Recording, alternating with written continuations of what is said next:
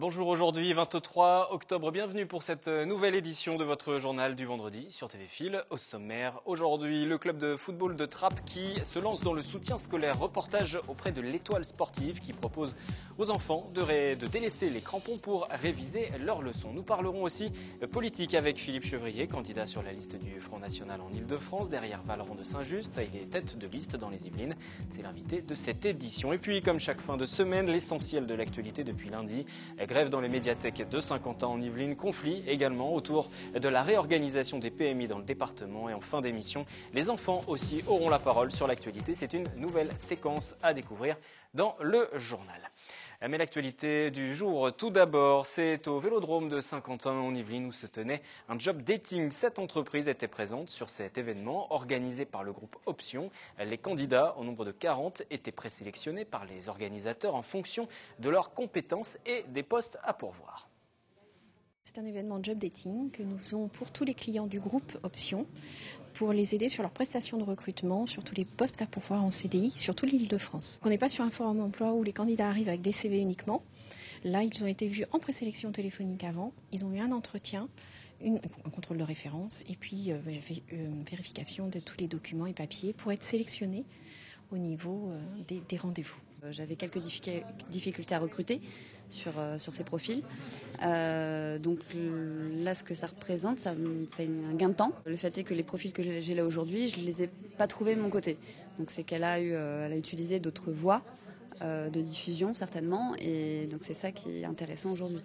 L'invité fil rouge de ce vendredi, c'est donc Philippe Chevrier, le responsable du Front National dans les Yvelines, tête de liste Île-de-France Bleu Marine dans le département pour les régionales de décembre. Bonjour et bienvenue. Bonjour, sur ce merci. Plateau. On vient de parler à l'instant d'un forum de l'emploi sur Saint-Quentin en Yvelines, ce qui peut nous amener directement à parler de vos propositions dans le domaine. On peut citer, puisque c'est dans le programme de votre candidat tête de liste régionale, cette fois-ci, Vallerand de Saint-Just, la mise en place d'un dispositif de sauvegarde de l'activité et de l'emploi avec un nouvel organisme qui serait créé, l'ORESE. Ça consisterait en quoi ? Ça consisterait à reprendre les entreprises qui sont en difficulté, pour un euro symbolique évidemment, et à examiner si elles sont encore exploitables ou s'il n'y a plus rien à faire. Bon. C'est une manière, si vous voulez, qui permet de sauver un certain nombre d'entreprises qui pourraient l'être. Alors évidemment, derrière, il y aurait la banque régionale d'investissement qui pourrait éventuellement recapitaliser cette entreprise après une éventuelle restructuration ou réorientation de son activité. Alors ça, c'est une des propositions autour de l'emploi. Est-ce qu'il y a d'autres axes qui peuvent être développés pour aider ces entreprises qui sont en difficulté et qui recrutent difficilement aujourd'hui ? Par exemple, dans le cadre des appels d'offres qui sont faits par la région, il est évident qu'on privilégiera plus particulièrement les PME, les PMI de la région Île-de-France. Ça, c'est une tendance assez lourde du Front National, où que ce soit. Privilégié au sein de chacune des régions en fonction Absolument. Voilà, donc on privilégiera également les commerces de proximité. Ça, c'est aussi quelque chose auquel on tient beaucoup. Et par ce biais, on espère sauvegarder tout ce qu'on pourra sauvegarder comme emploi dans l'Île-de-France, étant entendu que, évidemment, l'Île-de-France fait partie de la France et que, évidemment, il y a des problèmes qui nous dépassent. Toutes les mesures ne sont pas prises par les régions, effectivement. Voilà. Philippe Chevrier, vous restez en plateau. On va continuer ce journal avec cette fois-ci un reportage consacré au soutien scolaire. Les vacances, c'est un moment de repos pour la plupart des enfants. C'est aussi un moment pour mettre à profit les révisions, pour revoir certaines notions scolaires. L'Étoile sportive, c'est le club de football de Trappes, a décidé d'apporter sa pierre à l'édifice. Le renforcement scolaire que le club propose va ensuite se prolonger tout au long de l'année. Le reportage de Mélanie Poquet. Et si dans le football, il était aussi question de mathématiques et de français ? C'est le pari de l'Étoile sportive, le club de football de Trappes. 32 enfants de 9 à 10 ans issus du club approfondissent chaque jour ces notions scolaires en n'oubliant jamais leur passion, le football. On s'arrête plus à ce qu'ils ne savent pas plutôt qu'à ceux qui savent. Et on revient tous les jours par-dessus à chaque fois jusqu'à qu'ils connaissent très bien leur table de multiplication. Pareil pour la géométrie, les français. Avec un éducateur pour 4 enfants, ce renfort scolaire se fait sur une durée d'1 heure. Si l'encadrement ne veut pas parler de soutien scolaire à proprement dit, c'est l'importance de l'école qui est aussi enseignée à ces jeunes trappistes. Voilà, j'ai cette sensibilité vis-à-vis d'eux et en même temps cette connaissance où j'ai le sentiment que parfois quand ils sont très bons au foot, ils se disent l'école c'est pas grave. Et c'est justement à eux que je veux m'adresser. C'est qu'ils sont très bons en foot, c'est juste que ça passera par l'école aussi. Ce renfort est maintenu tout au long de l'année. Des bus récupèrent les enfants à la sortie des classes, histoire de faire encore travailler ses méninges avant de chausser ses crampons. Je reviens vers vous, Philippe Chevrier. Il était question du soutien scolaire d'éducation dans le programme du Front National pour les régionales. Il est aussi question de la formation des jeunes, plus particulièrement l'apprentissage, en le rendant possible dès 14 ans. Oui, absolument. Vous avez tout à fait raison. Je pense que c'est une des actions prioritaires de lier effectivement cet apprentissage à l'éducation normale et de ne pas faire une séparation entre les deux. De faire une espèce de continuité entre l'éducation normale, on va dire, et puis cet apprentissage plus technique d'ailleurs qu'autre chose, car on a vraiment besoin en France de gens qui sont spécialisés dans un certain nombre de techniques, et nous voudrions valoriser ces filières d'excellence par le biais de cet apprentissage, justement. Là, on a vu une initiative qui était menée par un club de sport, le club de football de la ville de Trappes, de soutien scolaire pour aider les jeunes à réviser un petit peu, de sortir du sport. C'est une bonne initiative ? Mais bien sûr, tout ce qui va dans le bon sens, évidemment, on prend, il n'y a aucun problème. Je vous signale quand même ça montre aussi qu'il y a des limites à l'éducation nationale, puisque là, ce sont les clubs sportifs qui organisent du soutien scolaire. Oui, alors c'est peut-être aussi un moyen d'y intéresser les jeunes par un autre biais. Mais bien sûr, tout ce qui peut être ludique et amener les jeunes à une certaine formation, il n'y a aucun problème, bien entendu. Je vous signale quand même qu'à Trappes, il y a des petits soucis puisqu'il y a une conseillère municipale, Madame Brognaud, qui va passer au Front National. Je ne sais pas si vous le saviez déjà. Pourquoi c'est un souci ? Comment ? Pourquoi c'est un souci ? Il y a un petit souci pour la... Non, il y a un petit souci pour la municipalité. C'est qu'il y a quelque chose qui va pas bien. C'est pas un souci pour votre formation politique. Ah non, au contraire. Très bien. On quitte le cadre du soutien scolaire. D'ailleurs, on va s'arrêter sur cette campagne des régionales à proprement parler. Le Front National qui pourrait réaliser un score sans précédent. Rappelons qu'aujourd'hui, il n'y a aucun élu en Ile-de-France du Front National. On vous place aujourd'hui en tant qu'arbitre entre le PS et les Républicains. De votre score va dépendre la victoire de la gauche ou de la droite. Comment vous analysez ces différents sondages ? Écoutez, avec bonheur. Mais ce qui se passe, c'est qu'on devrait déjà être à l'Assemblée régionale. Parce qu'on a fait 9,3, si vous vous souvenez. Et le score du Front National à l'époque avait été nettement embêté par la présence d'une liste concurrente qui l'avait empêché de passer la barre des 10%. Bon. Enfin, c'est le jeu des élections. Cela étant dit, absolument. Cela étant dit, on va réaliser sans doute un score très important. Je crois qu'on est crédité de 21%. C'est autour des 20%. Voilà. Et puis, on voit bien que le score du Front National, nationalement parlant, ne cesse d'augmenter. Donc, j'espère bien également qu'en Ile-de-France, ce sera la même chose. Où se trouvent aujourd'hui vos réserves de voix ? Parce que certains vous disent en train de chercher les électeurs plutôt chez les communistes, qui est crédité autour de 10%. D'autres vous opposent aussi à Nicolas Dupont-Aignan. Où se trouvent les réserves de voix aujourd'hui ? Non, les réserves de voix, elles sont chez tout le monde. En fait, les gens s'appellent que ni la droite, il y a certaines formations qui vous gênent plus ou moins. Vous avez évoqué le dernier scrutin, 9,8%. Bien sûr, il y a des formations qui sont plus proches de nous que d'autres, bien entendu, par certains aspects, mais pas par tous. Et donc, évidemment, si eux ne passent pas la barre des 10%, il est évident qu'un certain nombre de leurs électeurs vont passer au deuxième tour sur le Front National. C'est évident. Mais avant cela, avant même le premier tour, notre campagne va toucher tout le monde parce que effectivement, les gens sont déçus à la fois par les socialistes, à la fois par ceux qui s'appellent les républicains aujourd'hui. Vous débauchez justement ces élus républicains, vous venez de l'évoquer avec le cas de Trappes. Comment vous expliquez ce rapprochement ? Comment s'opère ce rapprochement entre des anciens cadres, des anciens élus, des républicains qui viennent vous voir ? Ils sont déçus. Ils espéraient quelque chose avec Sarkozy et puis ils n'ont rien vu. Et puis avec les nouveaux problèmes que rencontre cette organisation des Républicains, cette lutte intestine avec une dizaine de candidats sur la ligne de départ, ça les décourage. Donc là, on est dans le cadre des primaires, parce que ceci dit des divisions, des tensions, il y en a eu aussi au Front National récemment. C'est vrai. Alors vous dites qu'on est dans le cadre des primaires, c'est vrai, et qu'il s'agit d'une élection régionale. Mais les gens ont très bien compris qu'au travers de l'élection régionale, ce qui se jouait, c'était un marchepied vers l'élection présidentielle, qui est dans 18 mois en fait. Hein. Donc voilà, les gens mélangent tout. Oui, mais c'est aussi un peu le cas pour le Front National, parce que ça permet aussi de tester la capacité à rassembler, quelle que soit la région. Et puis d'ailleurs, Marine Le Pen aussi, qui sera candidate en 2017, va aussi pouvoir utiliser ce scrutin pour asseoir aussi sa légitimité. Tout à fait. Et donc, quelle que soit la formation politique. Et c'est bien le but. Hein. Donc les deux scrutins sont liés, quelle que soit la formation. C'est ce que je vous disais, les deux scrutins sont bien liés et les gens l'ont bien compris. Et c'est pour ça qu'au travers de l'élection régionale, ils posent des questions aussi qui ont trait au national, pour être sûr que tout ça soit cohérent. Alors justement, puisqu'on parle du national, un mot tout de même sur l'événement médiatique d'hier soir, Marine Le Pen qui annule sa venue sur le plateau des Paroles et des Actes, qui n'accepte pas les conditions qui sont posées. C'est une belle opération de communication pour le Front National. Non, c'est juste que, si vous voulez, quand on est prévenu à minuit que les règles du jeu vont changer pour une émission qui est aussi importante que celle-là, il y a quelque chose qui ne va pas. Par ailleurs, il faut les connaître, ces règles. C'est-à-dire qu'on avait rajouté à une émission qui est quand même assez longue, de 2 heures. Je suis bien placé pour savoir que 10 minutes, c'est déjà difficile, mais 2 heures, c'est vraiment, il faut vraiment être une personne extraordinaire pour arriver à supporter 2 heures de débat. Mais en plus, on lui rajoutait 30 minutes avec un débat régional, donc sur d'autres sujets plus locaux, etc. Oui, mais il était bien normal aussi. À la dernière minute. Non, mais à la dernière minute, c'est pas mais dans un premier temps, Marine Le Pen a dit oui, après elle a dit non. Non. Puis les mots ont été violents aussi. On va conclure sur ça parce que ça concerne pas la région directement. Mais il était question dans le communiqué de la présidente du Front National de l'amateurisme, de la servilité de David Pujadas.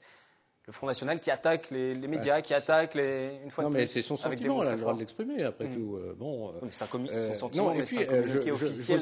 Vous disiez, elle a dit oui dans un premier temps. Non, elle n'a jamais dit oui. Elle a dit qu'elle irait éventuellement, si on remplaçait le débat qui était prévu par un débat régional. Ce qui était quand même une ouverture importante, parce qu'au dernier moment, changer d'optique complètement pour faire un débat régional, c'est quand même déjà quelque chose qui va dans le sens justement de l'administration de France 2. Bon, non, ça a été refusé. Monsieur Pujadas a dit non, ce sera comme ça, ce sera 3 heures de débat. Non, c'est pas possible. Donc là, elle a dit non, effectivement.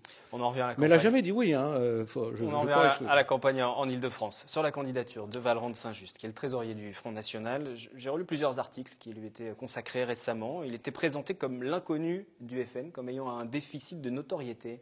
Comment vous réagissez par rapport à ça? D'abord, il est plus connu que moi, donc c'est déjà un point. Non, c'est un peu exagéré. De toute façon, c'est vrai qu'on ne peut pas reprocher au Front National de ne pas avoir de cadre et à chaque fois qu'ils se présentent de dire qu'ils sont inconnus. C'est un peu facile. Donc, il est membre du bureau exécutif, il est trésorier, il a été conseiller régional dans le Nord pendant de longues années, il est aujourd'hui le patron de la Fédération de Paris. C'est une personne qui est extrêmement légitime pour se présenter au régional sur l'Île-de-France. Est-ce que ce n'est pas un handicap pour progresser en termes de voix, justement, et dépasser cette barre des 20% qu'on évoquait tout à l'heure? Ah non, mais pour faire 40%, c'est un handicap. Mais pour progresser, au contraire, c'est un avantage, parce que plus vous partez de bas et plus vous pouvez monter. Non, je crois qu'effectivement, il va monter. Il est extrêmement dynamique. Il est sur les marchés en permanence. Il est au contact des gens.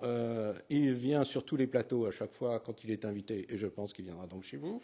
On va lancer l'invitation. Et donc, voilà. Donc, c'est sans doute le meilleur candidat qu'on pouvait avoir aujourd'hui en Île-de-France. Et il fait une campagne formidable et extrêmement dynamique. Et tous les militants, d'ailleurs, sont à fond derrière lui, et en particulier dans les Yvelines. Malgré cette mise en examen? Alors, cette mise en examen, elle repose sur quoi? Parce que c'est là qu'il a fait aussi parler de lui. Oui, d'ailleurs, il en a souri en disant « enfin, on parle de moi ». Oui, c'est une manière de le prendre, et je crois qu'il a raison. Non, ça repose sur rien. Il s'agit des comptes de l'association Jeanne qui nous permettait de financer les campagnes de nos candidats. Jeanne, à qui on a fait appel à de nombreuses reprises et à de nombreuses élections. tout ce système, tout ce process a été présenté à la Commission nationale des comptes régulièrement, à chaque élection. La Commission nationale des comptes a donné son feu vert à chaque fois. Elle a d'ailleurs remboursé normalement les candidats chaque fois.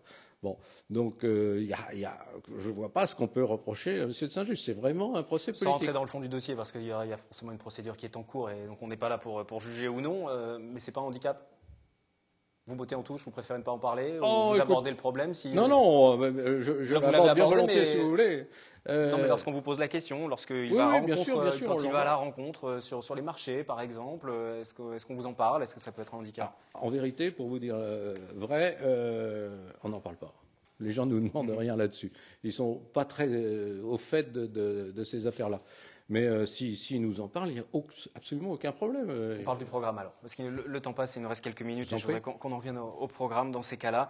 Tout à l'heure, on a évoqué la formation, l'emploi. Quels sont vos axes prioritaires pour la région? Déjà, en cas de victoire, le plus urgent, ce serait de bloquer le Grand Paris. Ça fait partie de vos propositions aussi. D'abord, d'économiser de l'argent. On mettrait de côté, c'est dans les premières pages du programme que vous avez lu visiblement, c'est de mettre de côté 240 millions. Bon, déjà de côté. Alors 100 millions qu'on rendrait aux Franciliens, finalement, et 140 millions qu'on réorienterait vers nos priorités. Alors, dans nos priorités... Et comment on les fait, ces économies? Juste 240 millions, c'est assez énorme. Sur un certain nombre de postes, vous l'avez dans le programme. Je pense que les gens, d'ailleurs, peuvent le consulter sur le site internet l'IDF Bleu Marine, donc ils peuvent y aller, il n'y a aucun problème. Et ils verront le tableau qui indique exactement le détail des économies. Le détail des économies, là où on peut en faire, quoi, là où il nous semble qu'il y a des gabegies. Voilà. Alors sur les priorités, j'évoquais le Grand Paris tout à l'heure. Il faut bloquer ce Grand Paris. Écoutez, bloquer le Grand Paris, c'est peut-être pas comme ça qu'il faut présenter les choses. C'est dire que cette volonté de vouloir harmoniser ce qui se passe à la fois dans la Petite Couronne et dans la ville de Paris, ça peut très bien se faire au niveau de la région. Voilà, c'est ça que nous pensons. Voilà. Donc c'est inutile pour nous de créer encore un nouveau bidule avec encore des fonctionnaires, etc. derrière, qui va coûter extrêmement d'argent. On voit bien comment ça se passe, l'intercommunalité, par exemple, dans les Yvelines, qui a créé un foisonnement de fonctionnaires dans toutes ces intercommunalités, et en même temps, les communes n'ont pas baissé leurs effectifs. Donc on arrive à des situations absolument catastrophiques. Et en une dizaine d'années, on a augmenté les impôts de 60%, de même d'ailleurs que les effectifs. D'ailleurs, on voit bien qu'il y a une correspondance très forte, une corrélation très forte entre les deux. Bon. Voilà. Il y a une priorité à avoir autour du transport. Il y a une vraie demande sur le transport. Absolument. Parce que dans le Grand Paris figure aussi le transport. Absolument. Donc nous, alors c'est pas du tout le Grand Paris Express justement cette affaire-là qui faisait partie du Grand Paris. Donc ces deux boucles reliées grande, petite couronne, qui passerait par Saint-Quentin-en-Yvelines jusqu'à Saclay aussi, qui coûtent énormément d'argent, qui selon nous ne servirait qu'à relier des endroits où il y a relativement peu de population pour l'instant, qui serait sans doute de nature à enrichir un certain nombre de promoteurs immobiliers dans le futur, mais qui ne correspondrait pas aux attentes actuelles des gens qui prennent les transports en commun. L'attente, c'est de renforcer les transports qui existent renforcer actuellement. Ceux qui existent, exactement. Très bien. Voilà, on est très précis là-dessus, donc il y a un certain nombre de propositions que nous faisons. Je ne vais pas les détailler maintenant parce qu'il y en a une quinzaine, mais voilà, c'est ça. C'est donc moderniser, rendre les rames automatiques, ce qui permet d'ailleurs de raccourcir les délais entre les rames, et donc en faire plus, quoi. Offrir plus de sièges qui soient plus confortables, qui soient à l'heure, qui soient réguliers, ponctuels, etc. Enfin, un rêve, quoi. Je vous arrête là pour la partie du programme. On aura l'occasion, bien évidemment, d'y revenir au cours de cette campagne dans nos prochaines éditions du journal ou encore du 7-8 politique. Philippe Chevrier, vous restez encore en plateau quelques instants. Comme chaque vendredi, on passe à l'essentiel de la semaine.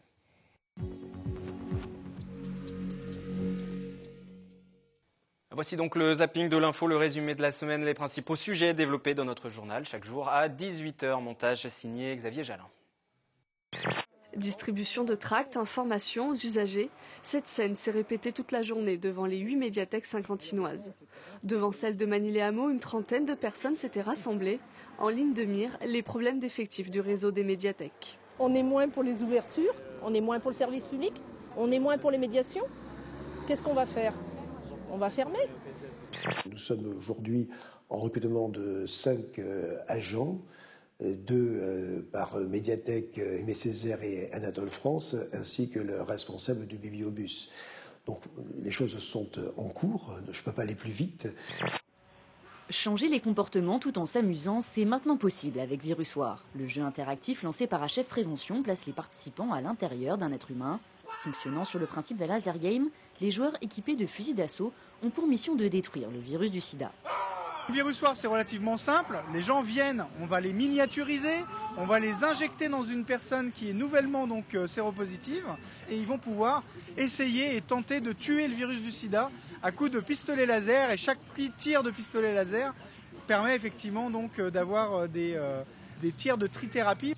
J'espère vraiment que tous ceux qui ont des convictions de gauche et des convictions écolo vont se rendre compte du moment dans lequel on est, qu'il faut avancer ensemble, qu'il faut travailler ensemble, que peut-être que tout n'est pas parfait, qu'il y a des choses, il y a des déceptions, mais que l'essentiel quand même est là. Et qu'il ne faut pas oublier le Front National, il ne faut pas oublier la droite. On a face à nous une droite très dure, vraiment très dure. Donc ne l'oublions pas. Ces PMI, on vise en fait de les optimiser, c'est-à-dire de permettre une ouverture, pas simplement quelques demi-journées par semaine comme c'est actuellement le cas, mais des ouvertures 5 jours sur 7, parfois même le samedi. On vise aussi des délais d'attente pour être reçus qui soient moins longs, parce qu'il faut savoir qu'actuellement, il y a à peu près des délais de 2 mois et demi pour avoir un rendez-vous. Il y en aura quand même qu'une vingtaine qui vont être conservées sur 60, donc même si elles sont ouvertes plus longtemps, on imagine mal quand même comment ça peut être plus efficace. Alors ça peut être plus efficace parce que ça veut dire qu'en fait les équipes médicales seront concentrées sur effectivement certains centres de PMI à la journée. Donc déjà il n'y aura pas de perte de transport pour les personnels de santé. Dans les propositions que je formule, il y a encore des demi-journées disponibles à Guyancourt. Donc on ne peut pas dire on va gagner en demi-journée. Il suffit de maintenir la PMI à Guyancourt et d'augmenter le temps des permanences. Et puis si les locaux ne sont pas suffisants, moi je fais des propositions de locaux plus grands et j'indique, parce que c'est un mauvais argument, qu'à Guyancourt, justement, les locaux sont mis à disposition par la ville. On peut gagner parce qu'on a les qualités pour gagner, on a la motivation pour le faire, on est à domicile, on est chez nous. Parce que l'année dernière, on est arrivé aussi à gagner des grands d'Europe. Je pense notamment au FC Barcelone l'année dernière chez nous. Donc voilà, ça on est capable de le faire. Est-ce qu'on va le faire demain? Je l'espère. Pourtant, l'ADEME, donc l'Agence de l'environnement et de la maîtrise de l'énergie, annonce 4% d'économie sur la consommation liée à l'éclairage, alors que les opposants, donc vous également, raisonnent sur la consommation globale, avec une économie comprise entre 0,3 et 0,5%. Comment on explique cette différence ? Écoutez, parce que l'ADEME ne veut pas prendre en compte les études faites dans d'autres pays. En Allemagne, dès la première année d'application de l'ORDT dans ces pays, on a évalué des surconsommations qui étaient à peu près les 2/3 des économies d'éclairage. Cette maison de 135 mètres carrés, c'est la réalisation d'un couple trappiste. Les murs de leur habitation font 40 cm d'épaisseur et la maison est quasiment hermétique. Leur habitation précédente, ancienne et énergivore, a été totalement rasée et reconstruite. Il y a très peu de chauffage en fait, on est chauffé quasiment en totalité par le soleil. Donc il y a un petit apport énergétique mais qui est extrêmement minime par rapport à une maison classique. La route solaire ou Wattway, comme l'a nommé le groupe Colas, c'est l'aboutissement de 5 ans de travaux et de recherche. Ça a été fait en partenariat avec l'INES, l'Institut national de l'énergie solaire. Et à Manille-les-Hameaux, c'est 40 mètres carrés de route solaire qui ont été installés et chaque panneau mesure 1,75 m par 70 cm. Philippe Chevrier, candidat Île-de-France Bleu Marine au régional. Donc dans cette région, si vous deviez retenir un des éléments de l'actualité, que ce soit en local, que ce soit en national, qu'est-ce qui a fait l'actualité cette semaine pour vous ? Aujourd'hui, c'est cet accident, malheureusement. L'heure est à la compassion. Mais une fois qu'effectivement on aura dit ça... Quarantaine de personnes qui ont perdu la vie entre une collision de bus et... Une fois qu'on aura dit ça, il faudra quand même faire un retour d'expérience parce que c'est ce qui se passe dans le monde de l'aérien. Et c'est la raison pour laquelle d'ailleurs on a de moins en moins d'accidents dans l'aérien. Mais dans les autres modes de transport, je vois que ça traîne un petit peu les retours d'expérience. Est-ce que véritablement... Aujourd'hui, on est sûr que les boulons sont bien serrés sur les voies ferrées de la SNCF. Je voudrais en être sûr. Il y a quand même des millions de passagers qui transitent en permanence. La moindre des choses, c'est qu'ils transitent en sécurité. Est-ce qu'on a résolu le problème des passages à niveau? J'en suis pas si sûr. Est-ce que sur les routes, on parle de, j'entendais ce matin qu'on parlait de routes anxiogènes, accidentogènes, pardon. Et qu'est-ce qu'on a fait? Alors si on le savait, pourquoi on l'a laissé? Vous voyez ce que je veux dire? Donc il y a quand même des questions qui se posent derrière cette terrible affaire, quoi. Merci de nous avoir accompagnés aujourd'hui pour ce journal. Élection régionale 6 et 13 décembre. La suite de la campagne, je vous le disais, à suivre aussi bien dans le journal que dans le 7-8 politique le mardi dès 18h30. En attendant, nous poursuivons cette édition. Ce sont à présent les enfants qui vont réagir à l'actualité. Nouvelle séquence préparée avec la participation du Collège des Saules de Guyancourt par William L. pour la rédaction. Regardez.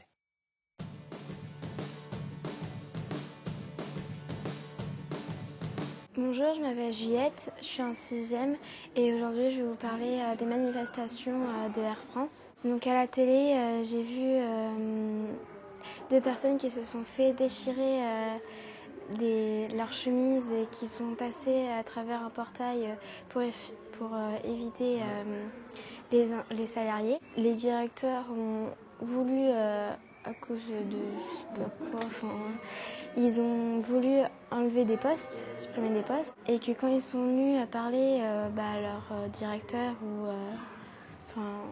au directeur, on leur a même pas adressé la parole. Et donc à cause de ça, ils se sont énervés et ils se sont déchaînés sur 2 personnes d'Air France. Je trouve que c'est un peu blessant pour ces gens, pour ces personnes, parce qu'ils perdent leur travail, ils perdent tout, et donc ça me vexe un peu, parce que la suppression de postes, on ne sait pas s'ils ont une famille, des enfants, etc., une famille à nourrir, un logement à payer, et donc tout ça c'est un peu dur, il faut trouver un autre travail, ils sont au chômage. Puis déchirer la chemise, je pense que la violence c'est pas ce qui est le mieux, il faut mieux s'expliquer avec des mots au lieu de la violence.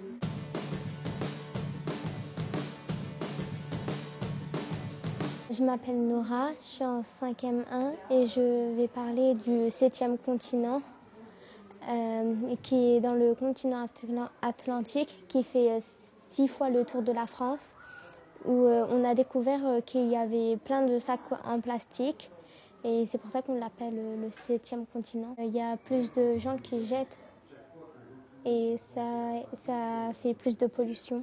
Ça détruit les poissons et des fois il y en a qui vendent des poissons et dans les poissons il reste des petits trucs en plastique. Après ça peut nous rendre malades nous et que du coup il y aura plus d'espèces marines. Il faut éviter de jeter des trucs en plastique, même tout ce qui pollue la nature. Et c'est pour ça que l'année prochaine, il n'y aura plus de sacs en plastique. De la programmation de nos confrères de Radio Sensation, Nicolas Kirillovitz reçoit pour son hebdo politique Valérie Pécresse, tête de liste Les Républicains au régional en Ile-de-France. C'est à 18h dimanche. Il l'interrogera bien sûr sur son programme. Le journal revient à lundi avec Florane. Parfait, profitez bien de la suite de vos vacances de la Toussaint. Si vous en avez quelques-unes, si vous disposez de quelques jours. Quant à moi, je vous souhaite un excellent week-end.